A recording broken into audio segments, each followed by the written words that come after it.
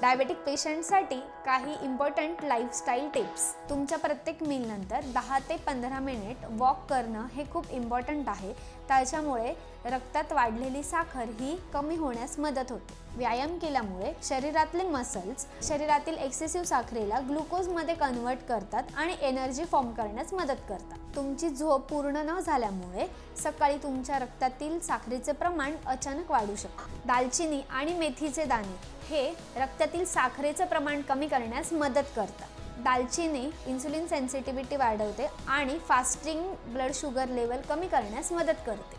मेथीचे दाणे हे इन्सुलिन सिक्रेशन स्टिम्युलेट करण्यासाठी मदत करतात. जेव्हा तुमची बॉडी डिहायड्रेटेड होते तेव्हा ब्लड व्हॉल्यूम कमी होतो, त्याच्यामुळे सुद्धा रक्तातील साखरेचं प्रमाण वाढतं. तुमची ग्लुकोज लेवल तुमच्या गट हेल्थवरती अवलंबून असते. On skipping your first meal that is breakfast तुमच्या दुपारच्या जेवणानंतरची शुगर लेवल वाढवू शकतं, कारण तुमच्या दिवसभराच्या इन्सुलिन रेग्युलेटरी मेकॅनिझममध्ये डिस्टर्बन्स क्रिएट होतो.